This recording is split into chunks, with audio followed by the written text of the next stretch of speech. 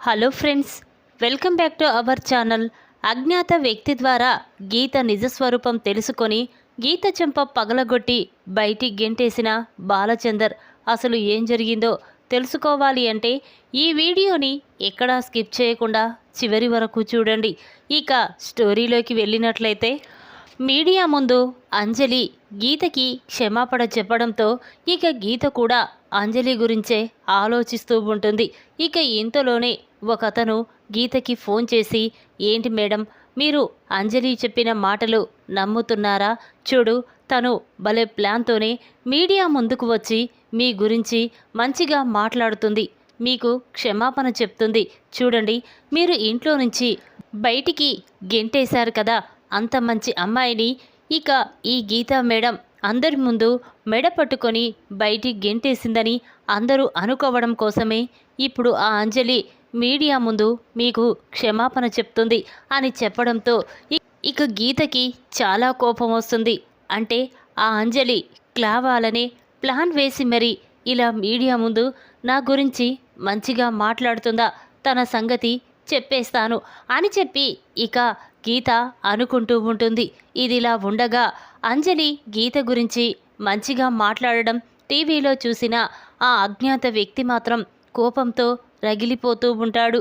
ఇదేంటి, అంజలి గీత గురించి ఇంత మంచిగా మాట్లాడుతుంది, వాళ్ళమ్మ తనని మోసం చేసిందని, చిన్నప్పుడే వాళ్ళమ్మ తనకి దూరం అయిపోయిందని అంజలి గీత మీద చాలా కోపంగా ఉంటుంది అనుకున్నాను.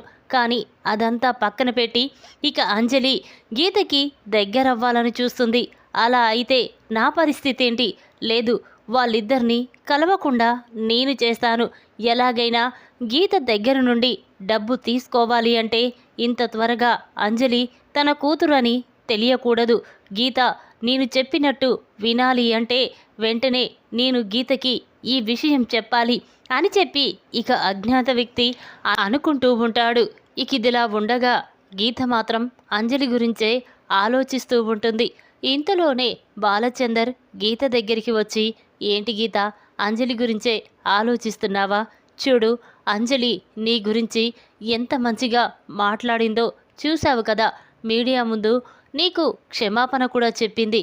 ఇక అంజలిని క్షమించేసేయ్ అని బాలచందర్ అనగానే అప్పుడు గీత, చూడు, కావాలనే అంజలి ఇలా చేస్తుందని నాకు తెలుసు, కానీ ఆ అంజలిని నేను జన్మలో క్షమించను, తన మొహం చూడడానికి కూడా ఇష్టపడను అని గీత అనేసరికి అప్పుడు బాలచందర్, పదగీత, ఇప్పటికే చాలా లేట్ అయింది, మనం రేపు మీటింగ్కి వెళ్ళాలి, పద అని చెప్పి ఇక బాలచందర్ గీతాని తన రూమ్లోకి తీసుకువెళ్తాడు. ఇక గీత మాత్రం అంజలి గురించే నిద్రపోకుండా ఆలోచిస్తూ ఉంటుంది. ఇక ఇంతలోనే ఆ అజ్ఞాత వ్యక్తి గీతకి ఫోన్ చేస్తాడు. ఇక ఇంతలోనే గీత ఫోన్ రింగ్ అవడంతో వెంటనే గీత ఫోన్ తీసి, ఎవరిది ఈ నెంబర్, ఏదో అన్నోటెడ్ నెంబర్ నుండి ఫోన్ చేస్తున్నారేంటి, అది ఇంత రాత్రి వేళ ఎవరై ఉంటారు అని చెప్పి ఇక గీత వెంటనే ఫోన్ లిఫ్ట్ చేసి హలో అంటుంది. ఇక వెంటనే ఆ మాటలు విన్న అజ్ఞాత వ్యక్తి మాత్రం, ఏంటి గీత గారైనా మీరు అనగానే అప్పుడు గీత, అవును నేనే మాట్లాడుతున్నారు, మీరు ఎవరు అనేసరికి అప్పుడు అతను, చూడు గీత, నీ గురించి, నీ నిజస్వరూపం గురించి నాకు పూర్తిగా తెలుసు. చూడు, నువ్వు బాలచందర్ని మోసం చేసి పెళ్లి చేసుకున్నావని తెలుసు. అంతేకాకుండా పెళ్లి కాకముందే ఒక బిడ్డకి జన్మనిచ్చావని కూడా నాకు తెలుసు. ఆ విషయం నేను బాలచందర్కి చెప్పకూడదు అంటే నువ్వు నాకు వెంటనే డబ్బు పంపించాలి అని చెప్పగానే ఆ మాటలు విన్న గీత ఒక్కసారే షాక్ అయిపోయి చూస్తూ ఉంటుంది. ఏయ్, ఎవర్రా నువ్వు, ఎందుకు నన్ను ఇలా బ్లాక్మెయిల్ చేస్తున్నావు? చూడు, నా కన్న కూతురు అప్పుడే చనిపోయింది, ఇప్పుడు నేను తప్పు చేశానని చెప్పినా నా భర్త నన్ను నమ్మడు. చూడు, ఇంకొకసారి ఫోన్ చేశావంటే మర్యాదగా ఉండదు అని చెప్పి ఇక వెంటనే గీత ఫోన్ పెట్టేస్తూ ఉంటుంది. ఇప్పుడు ఆ అజ్ఞాత వ్యక్తి, చూడు గీత, నువ్వు నమ్మేవన్నీ అబద్ధాలు, నీ కూతురు చనిపోయిందని మీ నాన్న, అన్నయ్య నీకు అబద్ధం చెప్పారు, నిన్ను మోసం చేశారు. ఆ విషయం దాచిపెట్టి నీకు బాలచందర్తో పెళ్లి చేశారు అని చెప్పి ఇక వెంటనే ఆ అజ్ఞాత వ్యక్తి ఫోన్ కట్ చేస్తాడు. ఇక అది చూసిన గీత చాలా బాధపడుతూ షాక్ అయిపోయి చూస్తూ ఉంటుంది. ఇదేంటి, ఇతను ఎవరు? అయినా ఆ రోజు జరిగిన విషయం మళ్ళీ ఇన్ని రోజుల తర్వాత నాకు గుర్తు చేస్తున్నాడు. అయినా ఆ రోజు నాకు బిడ్డ పుట్టిన విషయం ఎవరికీ తెలియదు. కానీ ఇతను ఎవరై ఉంటారు? ఎందుకు నన్ను ఇలా బాధ పెడుతున్నాడు? అంటే డబ్బు కోసమే నా గురించి నిజం తెలుసుకొని ఇలా బాధ పెడుతున్నాడా? అతను ఎలా ఉంటాడో తెలియదు, ఎక్కడ ఉంటాడో కూడా తెలియదు. ఇప్పుడు అతని గురించి ఎలా తెలుసుకోవాలి? నా నిజ స్వరూపాన్ని బాలచందర్ ముందు బయట పెడితే తను తట్టుకోలేడు. నేను మోసం చేశానని తెలిసి ఇక నన్ను బయటికి గెంటేశాడు అని చెప్పి ఇక గీత మాత్రం నిద్రపోకుండా దాని గురించే ఆలోచిస్తూ ఉంటుంది. ఇక బాలచందర్ గీతని గమనిస్తూ ఉంటాడు. ఇదేంటి, గీత పడుకోకుండా అలాగే కళ్ళు తెరిచి ఆలోచిస్తుంది. అంతేకాకుండా ఇంత అర్ధరాత్రి అవుతున్నా తనకు మాత్రం పదే పదే ఫోన్ చేస్తున్నారు. ఎవరై ఉంటారు అని చెప్పి ఇక బాలచందర్ ఆలోచిస్తూ ఉంటాడు. ఇంతలోనే ఉదయం అవుతుంది. ఇక బాలచందర్ గీతతో, ఏంటి గీత, రాత్రి నిద్రపోకుండా మరి నువ్వు ఎవరితో ఫోన్ మాట్లాడుతున్నావు? అంత అర్ధరాత్రి వేళ నీకు ఎవరు ఫోన్ చేశారు చెప్పు గీత అని బాలచందర్ అంటూ ఉంటే ఆ మాటలు విన్న గీత ఒక్కసారి స్టన్ అయిపోయి చూస్తూ ఉంటుంది. ఇక తన మనసులో, నీకు ఎలా చెప్పాలండి, నా నిజ స్వరూపం తెలియక నువ్వు నన్ను ఎంతో ప్రేమగా చూసుకుంటున్నావు. కానీ నా గురించి నిజం తెలిసిన మరుక్షణమే నువ్వు నన్ను క్షమించవని నాకు అర్థమైపోతుంది అని చెప్పి గీత బాధపడుతూ ఉంటే అప్పుడు బాలచందర్, చెప్పు గీత, ఏం జరిగింది? ఎందుకలా ఆలోచిస్తున్నావు? రాత్రి నిద్రపోకుండా కూడా అలాగే ఆలోచిస్తున్నావు అనగానే అప్పుడు గీత మాత్రం, అదేనండి, నిన్న అంజలి కావాలని నాకు క్షమాపణ చెప్పిందా, ఇంకా ఏ విషయం గురించి అయినానా అని చెప్పి అంటూ ఉంటే అప్పుడు బాలచందర్, ఏంటి గీత, ఇంకా దాని గురించి నువ్వు మర్చిపోలేదా? చూడు, అంజలి మంచమ్మాయి కాబట్టి మీడియా ముందు నీకు క్షమాపణ చెప్పింది. ఇక ఆ విషయం గురించి వదిలేసాయి అని చెప్పి ఇక బాలచందర్ అక్కడి నుంచి వెళ్ళిపోతాడు. ఇక గీత మాత్రం, ఎలాగైనా నేను అమ్మని ఇక్కడికి తీసుకురావాలి. ఇక్కడికి తీసుకువస్తే ఇక మేమందరం సంతోషంగా ఉండొచ్చు.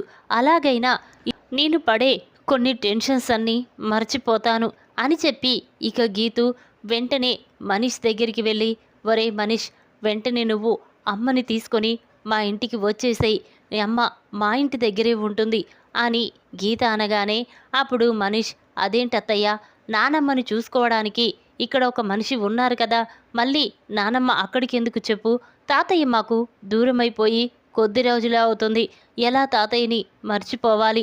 ఇప్పుడు నానమ్మని కూడా నువ్వు తీసుకువెళ్తే మాకు ఇంట్లో ఎవరుంటారు అని మనీష్ అనగానే అప్పుడు గీత మాత్రం, ఒరే, కొద్ది రోజుల తర్వాత మళ్ళీ అమ్మని ఇంటికి పంపించేస్తాన్రా, ఒక్కసారి పంపించేయి అని చెప్పగానే అప్పుడు మనీష్, సరే అత్తయ్య, మీరు వెళ్ళండి, నేను తీసుకొస్తాను అని చెప్పి ఇక మనీష్ వెంటనే రత్నం దగ్గరికి వెళ్ళి, నానమ్మ, నిన్ను అత్తయ్య వాళ్ళ ఇంటికి తీసుకురమ్మని చెప్పింది, మనం వెళ్దామా అనగానే అప్పుడు రత్నం, అమ్మ అంజలి ఇలారా అని అంటుంది.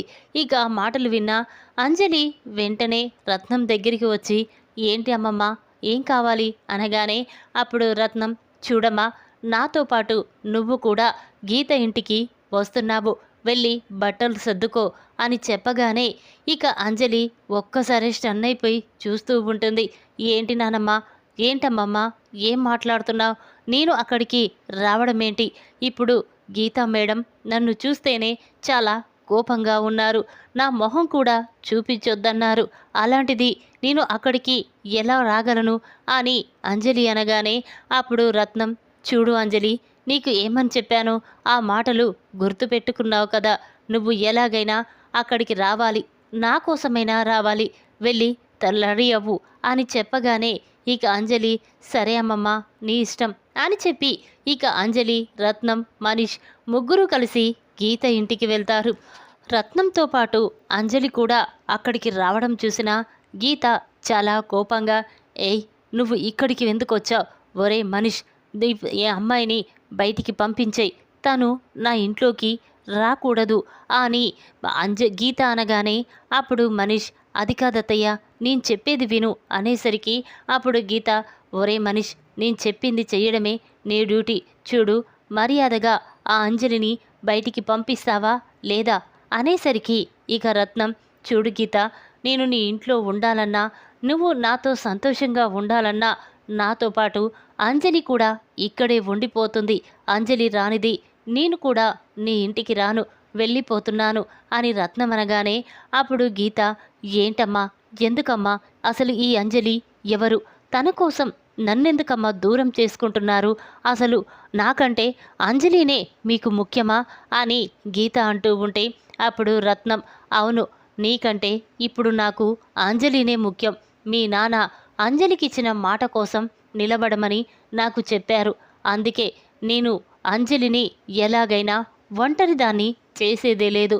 నాతో పాటు అంజలి ఇక్కడ ఉంటేనే నీ ఇంట్లోకి వస్తాను, లేకపోతే వెళ్ళిపోతాను అని రత్నం అనేసరికి ఇక గీత చేసేది ఏమీ లేక అంజలిని కూడా లోపలికి తీసుకువెళ్తుంది.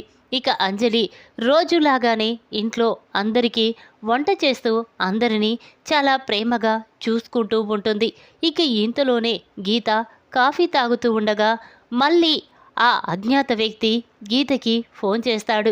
ఇక వెంటనే ఫోన్ లిఫ్ట్ చేసి, ఏయ్, ఎవర్రా నువ్వు, ఎందుకు నాకు పదే పదే ఫోన్ చేస్తున్నావు అనగానే అప్పుడు అతను, చూడు, నువ్వు నాకు డబ్బులు ఇవ్వాల్సి వస్తుందని మీ అమ్మతో పాటు నువ్వు ఇంకో అమ్మాయిని కూడా ఇంటికి తెచ్చుకున్నావా?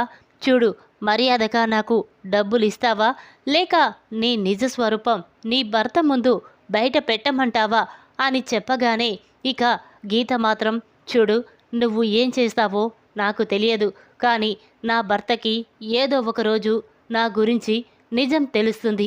అది ఇప్పుడే తెలిసిపోతే నాకొచ్చే నష్టమేమీ లేదు. చూడు, ఇక అతన్ని ఇన్ని సంవత్సరాల నుండి మోసం చేశాను, ఇక మోసం చేయాలనుకోవడం లేదు. చూడు, నువ్వు నా భర్తకి చెప్పేయి. అది నా ద్వారా తెలిసే కంటే నీలాంటి వాళ్ళ ద్వారా తెలిస్తేనే మంచిది కదా అని చెప్పి ఇక గీత ఫోన్ పెట్టేస్తుంది. ఇక అటుగా వెళ్తున్న బాలచందర్ గీత మాటలు విని, ఇదేంటి, ఎవరతను, నా భర్తకి ఏదో చెప్పమని అంటుంది, తన ద్వారా కంటే ఎవరి ద్వారా తెలిస్తేనే బాగుంటుందని గీత అనడమేంటి, ఏంటి అని చెప్పి ఇక బాలచందర్ తన మాటలు విననట్టే వెళ్ళిపోతూ ఉంటాడు. ఇక ఇంతలోనే గీత ఆఫీస్కి వెళ్ళడానికి రెడీ అవుతూ ఉంటుంది. ఇక ఇంతలో బాలచందర్ తన గదిలోకి వెళ్ళి వెంటనే గీత ఫోన్ తీసుకొని చెక్ చేస్తూ ఉంటాడు. అందులో ఒక అన్నేటోర్ నెంబర్ నుండి ఫోన్ రావడంతో ఇక బాలచందర్, అసలు ఈ నెంబర్ ఎవరిది, ఎందుకు గీత ఫోన్ వచ్చినప్పుడల్లా ఎందుకంత కంగారు పడుతుంది, అసలు నిజం ఏంటో తెలుసుకోవాలి అని చెప్పి వెంటనే బాలచందర్ ఆ నెంబర్ తీసుకొని తన ఫోన్ నుండి ఫోన్ చేస్తాడు. ఇక మళ్ళీ గీత ఫోన్ నుండి ఫోన్ వస్తుందని తెలుసుకున్న ఆ అజ్ఞాత వ్యక్తి వెంటనే ఫోన్ లిఫ్ట్ చేసి హలో అనగానే అప్పుడు బాలచందర్, ఎవరు నువ్వు, ఎందుకు నా భార్యకి పదే పదే ఫోన్ చేసి తనని బాధ పెడుతున్నావు అనేసరికి అప్పుడు ఆ అజ్ఞాత వ్యక్తి, చూడు, నీ భార్య ఎంతో గొప్పదని, నిన్ను మోసం చెయ్యలేదని, చందమామలోనైనా మచ్చ ఉంటుంది, కానీ నా భార్యలో ఎలాంటి మచ్చ ఉండదని నువ్వు నీ భార్యని ఎంతగా నమ్ముతున్నావో, నువ్వు తాళిగట్టిన భార్యే నిన్ను అంతలా మోసం చేసింది అని చెప్పగానే ఇక బాలచందర్ ఒక్కసారి స్టన్ అయిపోయి చూస్తూ ఉంటాడు. ఏయ్, ఏం మాట్లాడుతున్నావు నువ్వు, నా గీతు నన్ను మోసం చేయడమేంటి, నేను ఎవ్వరి మాటలు నమ్మను అనగానే అప్పుడతను, చూడు, నువ్వు నా మాటలు నమ్మడం లేదు కదా, ఒక్కసారి నీ భార్యనే అడుగు, తను ఎవరినో ప్రేమించింది, పెళ్లి చేసుకోవాలనుకుంది, కానీ అతడు నీ భార్యని వదిలేసి తల్లిని చేసి వెళ్ళిపోయాడు. దాంతో నీ భార్య పెళ్లి కాకముందే ఒక బిడ్డకి జన్మనిచ్చింది. దాంతో వాళ్ళ నాన్న అన్నయ్య పాపకు తనకు పుట్టిన బిడ్డ చనిపోయిందని ఆ విషయాన్ని నీ భార్యకి చెప్పి మళ్ళీ నీ భార్యకి నీతో పెళ్లి చేశారు. ఆ రోజు నుంచి నీ భార్య తన కూతురు చనిపోయిందని ఇక కొద్ది రోజులు బాధపడింది. ఆ తర్వాత నీతో పెళ్లి జరిగాక తన జీవితం సంతోషంగా ఉంది. కానీ ఈ విషయం నీ భార్య నీతో చెప్పలేదు కదా, నువ్వు అంతగా ప్రేమిస్తున్నావు అని అతను అనగానే ఆ మాటలు విన్న బాలచందర్ ఒక్కసారి స్టన్ అవుతాడు. ఇక వెంటనే ఫోన్ పెట్టేసి గీత గురించే ఆలోచిస్తూ ఉంటాడు.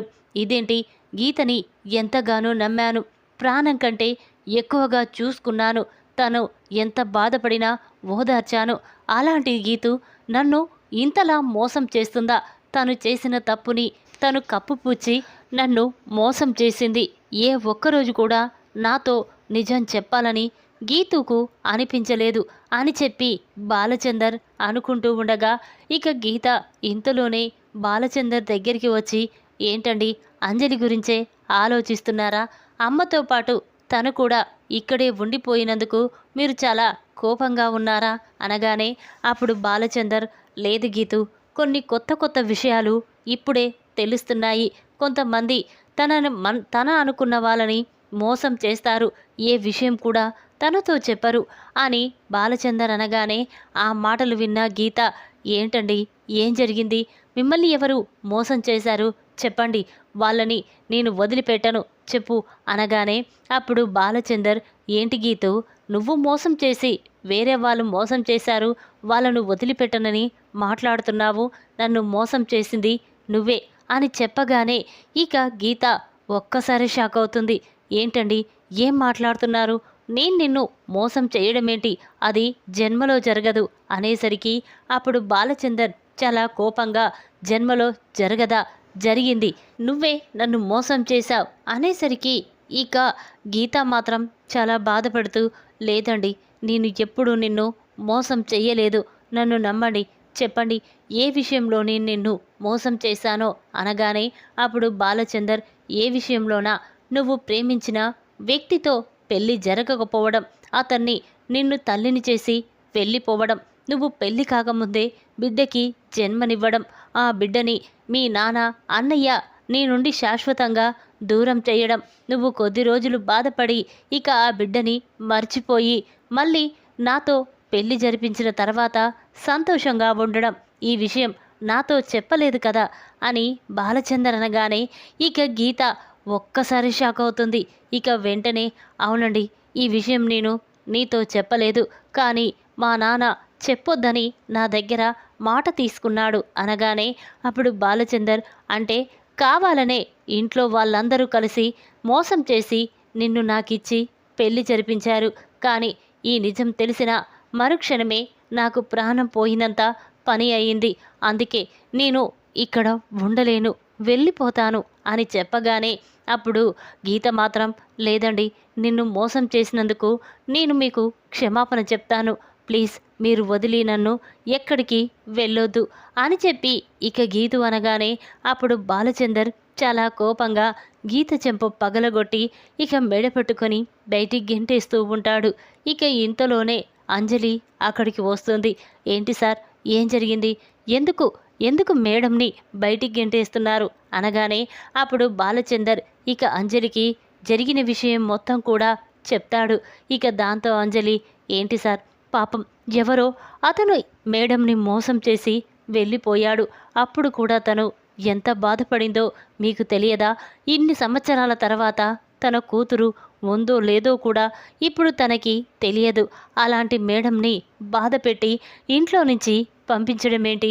లేదు సార్, మీరు చేసేది చాలా పెద్ద తప్పు, మేడం ఎలాంటి పరిస్థితుల్లో అలా చేయవలసి వచ్చిందో మీకు తెలుసా అని చెప్పి ఇక అంజలి గీత గురించి చాలా మంచిగా చెప్పడంతో ఇక బాలచందర్ కూడా గీత గురించి అర్థం చేసుకుంటాడు.